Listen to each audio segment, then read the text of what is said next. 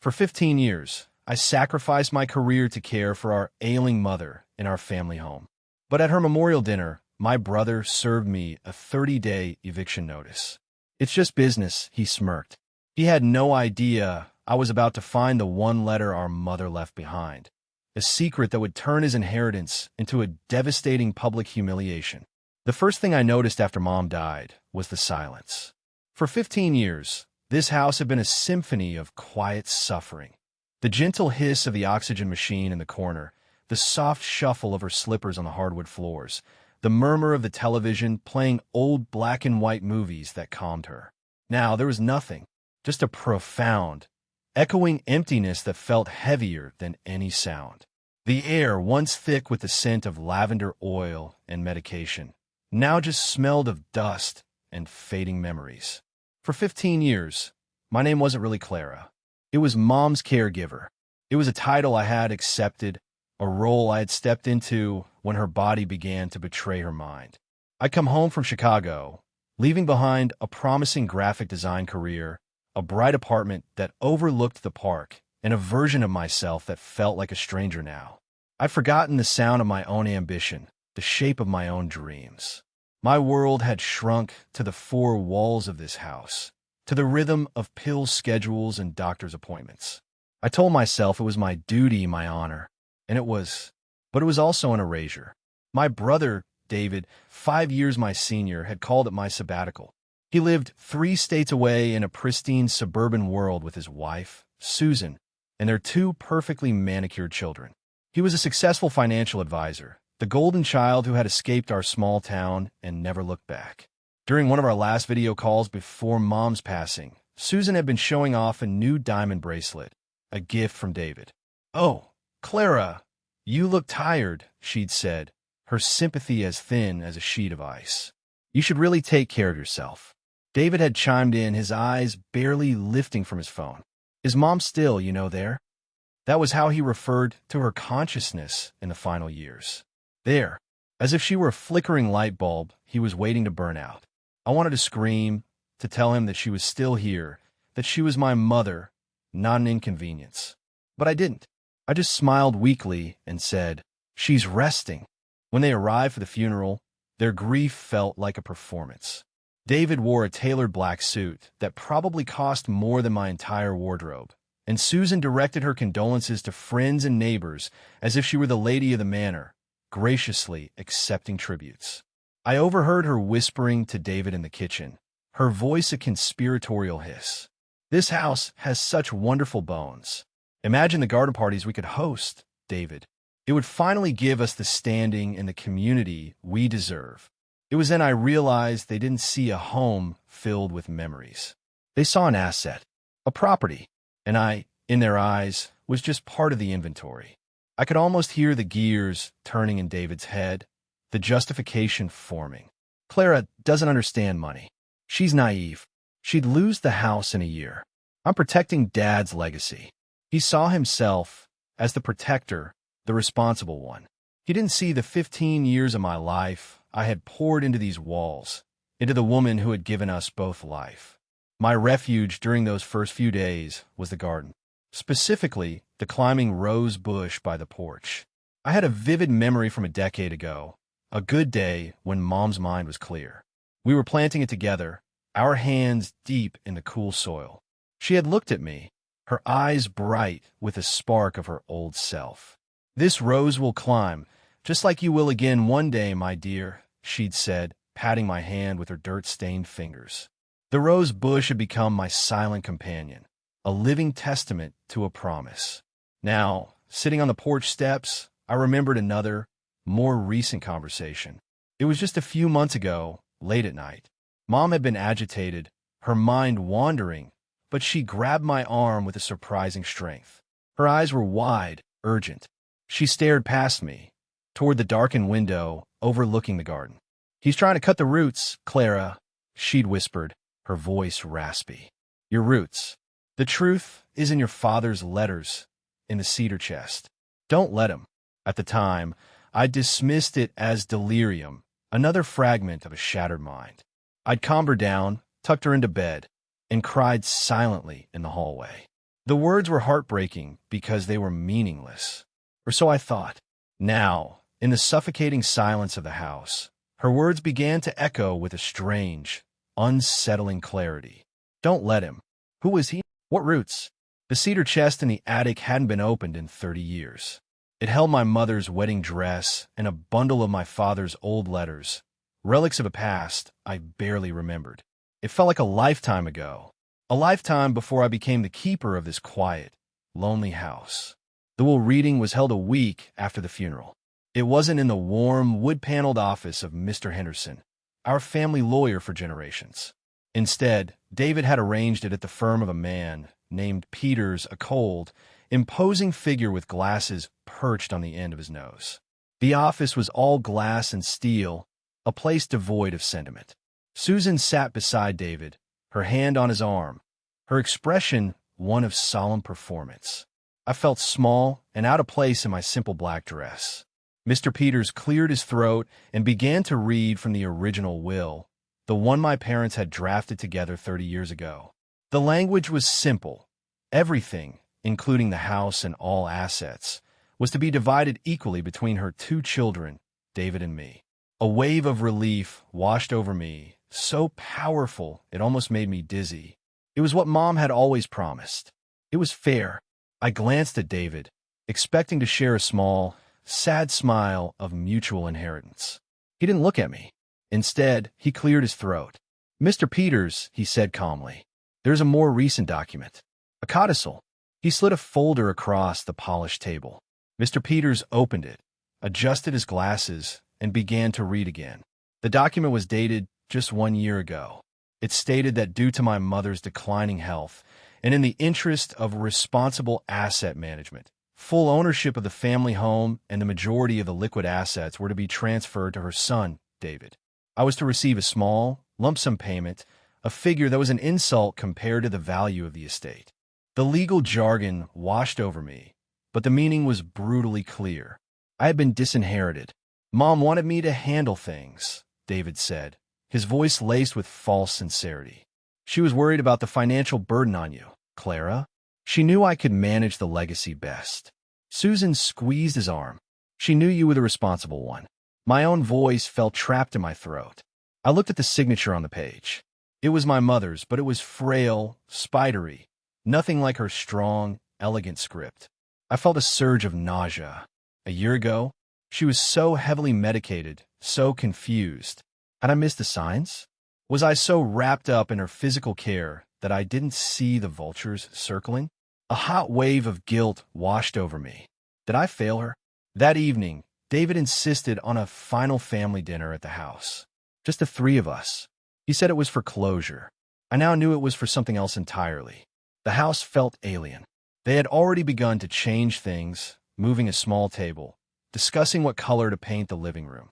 We sat at the large dining table, the same table where we'd celebrated decades of birthdays and holidays. My mother's chair at the head of the table was empty, a gaping hole in our family. I was trying to share a memory about her, about the rose bush, when Susan cut me off. She glanced out the window with a dismissive wave of her hand. One of the first things we'll have to do is clear out that overgrown mess of weeds by the porch. It's a complete eyesore. The words struck me like a physical blow. A mess of weeds. She was talking about my mother's rose bush, the one we planted together, the symbol of her promise to me. Before I could respond, David slid a crisp, white envelope across the table. It stopped right beside my plate. It had my name typed on it. Clara, we need to talk business, he said, his voice flat, devoid of any emotion. This is a formal eviction notice. We need to get the house on the market before the spring season ends. It's nothing personal. I stared at the envelope, my heart pounding in my ears.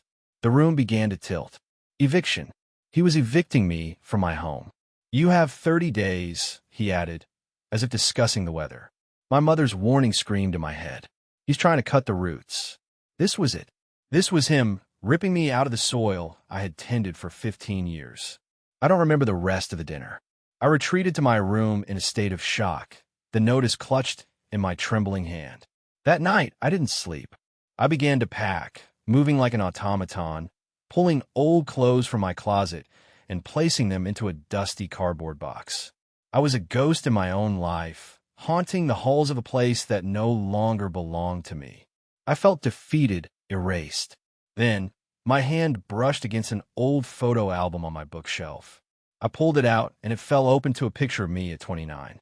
I was standing in a gallery in Chicago, beaming, a glass of champagne in my hand. It was the opening night of my first solo design exhibition.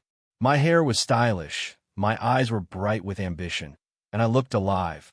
I looked like a woman who knew her own worth, a woman who had a voice. I looked from the vibrant woman in the photograph to my reflection in the dark window pane. I saw a tired, 45-year-old woman with sadness in her eyes and shoulders slumped in defeat. The contrast was a physical shock, like a splash of icy water. And in that moment, something inside me snapped. The grief and guilt that had paralyzed me didn't disappear, but they were consumed by a different fire. It was a cold, clear, clarifying anger. That woman in the picture wouldn't let this happen, I thought. Where did she go? I closed the photo album, my movements no longer mechanical, but deliberate. It's time to bring her back. The anger was a fuel I hadn't felt in years. It burned away the fog of grief and helplessness. My first thought was of the attic and the words that had haunted me. The truth is in your father's letters, in the cedar chest.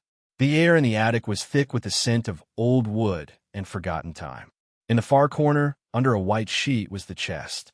It was heavy. As I lifted the lid, the smell of cedar and mothballs filled the air, a scent straight from my childhood. There, lying on top of my mother's yellowed wedding dress, was a neat bundle of letters tied with a faded blue ribbon. My father's letters to my mother, sent from overseas when he was in the service. My fingers trembled as I untied the ribbon.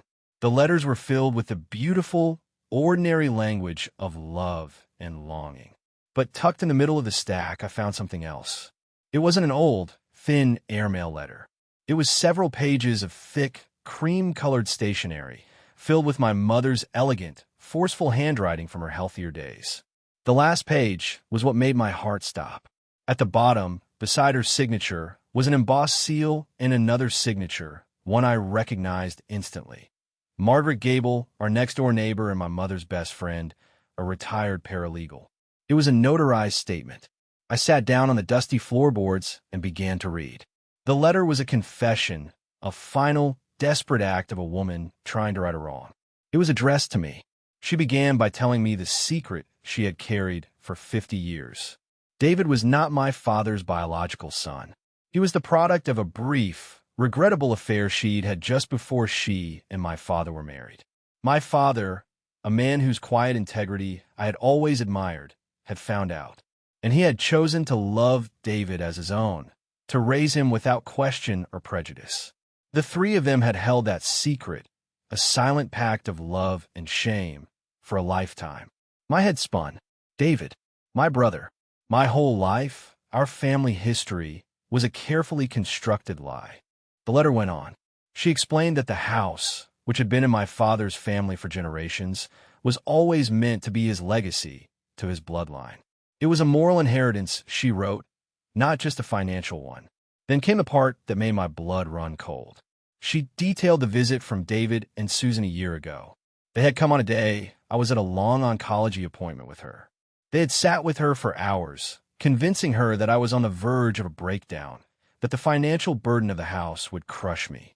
They told her the only way to protect Clara was to sign the new will, to put the assets in David's capable hands. She wrote of her confusion, the fog of her medication, and the immense pressure they had applied. It was a clear, horrifying account of undue influence. The final lines were what broke me. I have been a coward, Clara, but I will not let my cowardice erase my daughter. This home, the home built on your father's love and integrity, must go to his only true child as a moral right. Forgive me. I didn't just feel anger anymore. I wept. I wept for the heavy secret my mother had carried. I wept for the incredible grace of the man I call my father. And I wept for the beautiful lie of the family I thought I knew. When the tears subsided, my resolve was like steel. This wasn't just my fight anymore. It was for them. It was for the truth of their story. The next morning, I called Margaret. Her voice was warm but cautious. When I told her about the letter, she let out a long sigh. I was hoping you'd find that, dear, she said. I was so worried after they left that day. Your mother wasn't herself. That's why I insisted on keeping a copy of what I notarized. I have it right here. I have my validator. Next, I found a lawyer. Not a bulldog, but a man named Mr. Evans who specialized in estate litigation and had kind, intelligent eyes. He listened to my entire story without interruption. When I finished, he looked at the notarized letter. This isn't just leverage, Clara, he said, a grim smile on his face. This is a silver bullet. A public court battle would destroy your brother's reputation. He won't want this to see the light of day. My final call was to a distant cousin, Leo, a retired history professor who was the unofficial family genealogist. I told him I needed to confirm a sensitive family story. When I told him, there was a long silence on the line. Clara, he said softly, I've heard whispers of that for years. My mother always said there was more to the story. Of course, I will back you up. I had my unexpected ally. Mr. Evans sent a single, formal letter to David's lawyer, requesting a final settlement meeting before proceeding with a formal will contest. A week later, we were all gathered in Mr. Evans's conference room. David and Susan arrived, looking annoyed and supremely confident, as if they were indulging a child's tantrum. Their expressions faltered slightly when they saw Leo sitting beside me. What is this, Clara? David began, his voice laced with condescension. Another attempt to stall the inevitable. I didn't speak. I simply nodded to Mr. Evans. He slid a copy of our mother's letter across the table. I watched David's face as he read. The smug confidence drained away, replaced by a pasty, grayish shock. His hand trembled. Susan snatched the letter from him, her eyes scanning the pages with frantic speed. Her face, a mask of social superiority, crumbled into pure, unadulterated horror. She wasn't seeing a family tragedy. She was seeing a social and financial apocalypse. David looked up at me, his eyes pleading for the first time in his life. For a fleeting second, I saw a flicker of genuine shame, the ghost of the little boy I used to build forts with. But then he glanced at Susan. Her eyes were like chips of ice. Her look didn't say, I'm sorry. It said, fix this. Don't you dare be weak. His face hardened again. That was when I found my voice, clear and steady, cutting through the silence of the room. I looked directly at my brother. This was never about the money, David. It was about the truth, I said. And now, we're going to discuss what our mother really wanted. The negotiation, if you could call it that, was brutally swift. There was no fight left in David. The threat of public exposure, of his clients learning about his parentage and his manipulation of his dying mother, was a guillotine hanging over his carefully crafted life. He couldn't risk it. Within an hour, an agreement was drafted by the lawyers. I would receive the house and its contents, free and clear, along with a significant portion of the estate to cover taxes and provide for my future. David and Susan would take what was left and disappear from my life. They signed the papers with grim, silent fury and walked out of the conference room without a single backward glance. Just like that, I had lost a brother. The silence that returned to the house that evening was different. It was no longer the heavy, oppressive silence of grief. It was a clean, quiet stillness. It was the sound of peace. Over the next few months, I began the slow process of reclaiming my home and myself. The first thing I did was hire painters. I painted over the dreary beige walls of the living room with a warm, buttery yellow that seemed to soak up the sunlight. I sold the old, grim furniture that reminded me of sickness and bought a comfortable new armchair, placing it right by the window overlooking the garden. The guest room, once a storage space for medical supplies, was transformed into my home studio. The day my new computer and design tablet arrived, I felt a jolt of excitement I hadn't experienced in over a decade. My most important project was the garden. I spent hours outside, my hands in the soil. I pruned my mother's beloved rose bush, clearing away the dead wood until it stood strong and healthy. And beside it, I planted new things, lavender, hydrangeas, a small vegetable patch. I was honoring the past while cultivating a future. The house was no longer a monument to my sacrifice. It was becoming a testament to my resilience. My new family began to take shape. Margaret would come over for coffee on the porch nearly every morning. Leo and I started a weekly video call, discovering a familial connection that had been dormant for decades. These were relationships built not on obligation or secrets, but on mutual respect and genuine affection. One sunny afternoon, I was sitting in my new armchair, sketching on my tablet, a cup of tea steaming beside me. I looked around the bright, cheerful room, then out at the garden where the climbing rose was bursting with vibrant pink blossoms. I had won. I had my home. I had my independence.